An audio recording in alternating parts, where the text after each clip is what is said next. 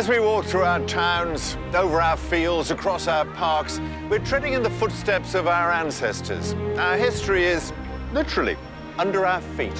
And if you keep your eyes peeled, then you might find some of those treasures that are left behind. Treasures that give you a tantalising glimpse into another age. Here at the British Museum, every year the Portable Antiquities Scheme records more than 70,000 treasures discovered by the public. Each and every object tells a story, and in tonight's programme, we're going to be looking at how, in a changing world, some human experiences remain constant. War, wealth and sex. Some saucy Roman figures, but what on earth are they up to?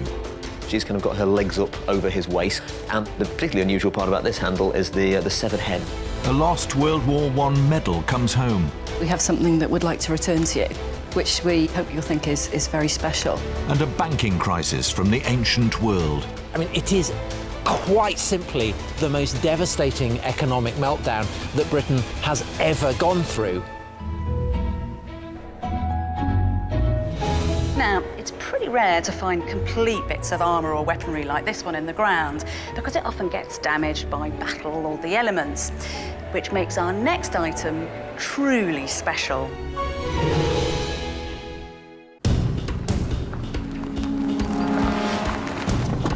Don't tell anyone, but I'm an absolute history geek. I keep a metal detector in the back of my car at all times. For me, happiness is snuffling around in a muddy field. An Iron Age trowel, made in Sheffield. Only I have never, ever found anything exciting, ever. But recently I heard about an intriguing treasure dug up near my home in Kent. This I have to investigate. Just last year, close to Canterbury in Kent, retired plumber Trevor came across a most unusual find. Oh, you never know, do you? What did you think it was when you found it? Originally, the signal sounded like a tin, you know, a very good signal, which you normally get with an old tin can, but when I moved the loose dirt away, I could see this green outline, and it was in a circle, and then when I disturbed it, there was a bit of bone in there. I could see a bit of bone, and I knew that there was something pretty serious there and big. It was made of some kind of metal, curved in a dome, with 3 small holes around the edge. What could it be? Trevor took it to Andrew Richardson of the Canterbury Archaeological Trust to see what he thought. As an archaeologist, you know, through your career, you get some amazing objects and stuff, but this was definitely one of the best. It's definitely one that I'll always remember.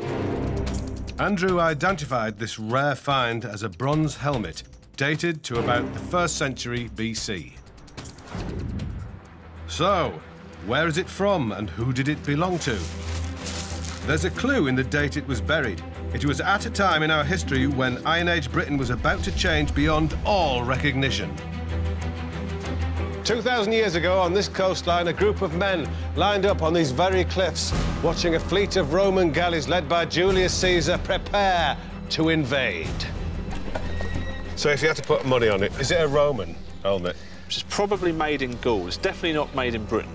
It is possible that it's acquired in Kent when Caesar actually does one of his raids into Kent in 55 or 54 BC and has some battles with the locals. It is possible that that's how the helmet came into somebody's possession living around here. So it could have been when Caesar did one of his raids, yeah. He could have come up and then attacked a village, and the chief warrior has a fight for about a week, a fight to the death with the Roman, slaying him and taking his helmet. So we think this may be a Roman helmet, but there's still one more mystery to uncover. As when it was excavated, there was another discovery, a small bronze treasure. This was revealed to be an English Iron Age brooch. This is odd because at such a turbulent time in British history, we've got a Roman helmet buried in England in what experts say is a traditional Iron Age burial site. Intriguing. So who was buried in the helmet? When Andrew uncovered it, there were fragments of bone lodged inside. Could this be a British chieftain? I need a bone man. Right, now it's time to go all forensic and CSI. This is Daniel Antoine, curator of human remains at the British Museum. That's the helmet there. That's a wonderful helmet. It is incredible. It looks like an old GPO helmet. And these are the remains that were found in the helmet? Absolutely. In the case of a cremation, we're left with very small fragments. So could you tell if this is a man or a woman? Well, you look at different things for sexing. You can see that both these individuals have got a flat forehead. Yeah. Which you tend to find in females. So is this a female? We haven't got enough, really, to say. You know, if you had to go one way or the other?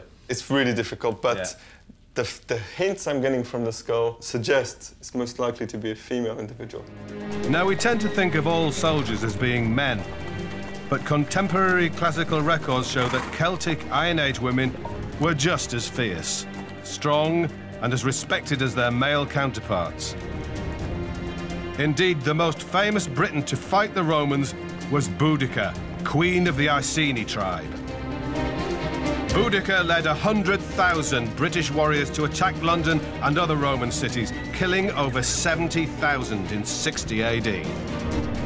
And to this day, a defiant statue of Boudica stands by the Houses of Parliament. So, I reckon that our Roman helmet may well have been the war trophy of a fierce British woman who encountered the Romans in Kent. In fact, Julius Caesar said of the Cantiaci tribe, the people of Kent, they are the most civilized people in Britain. What a brown nose he was!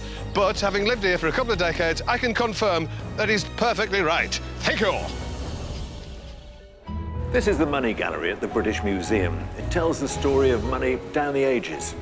Now, we all know that we're living through the consequences of a global financial meltdown, but if you thought that was a modern phenomenon, then think again. Historian Tom Holland reveals all.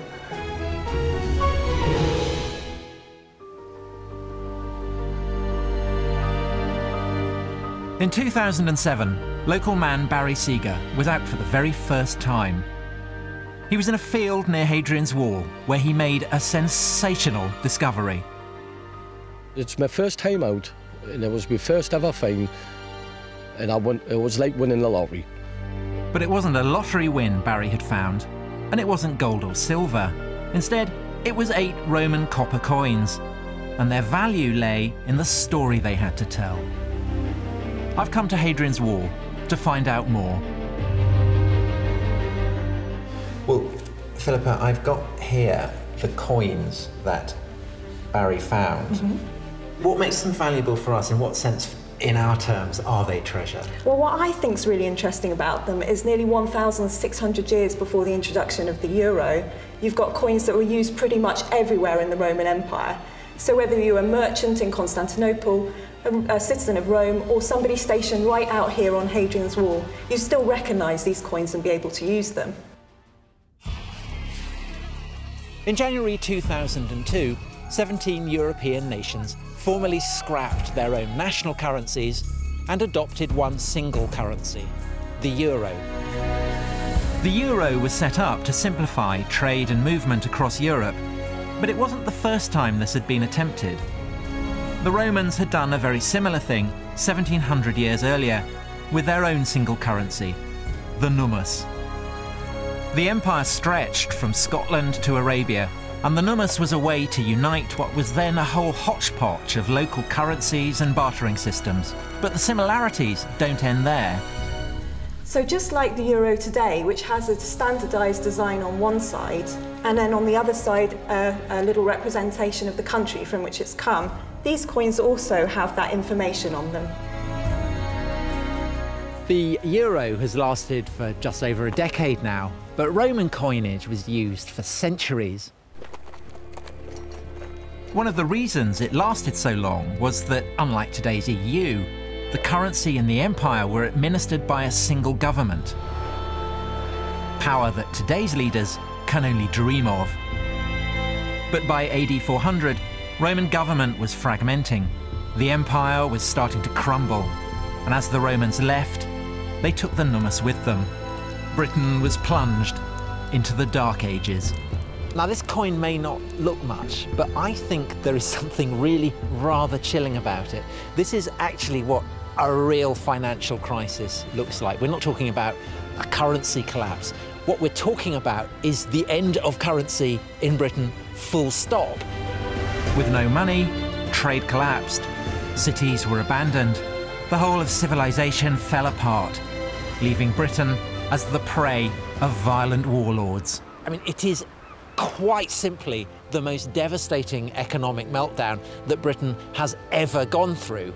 And I guess we just have to hope that the euro, at any rate, doesn't suffer a similar fate.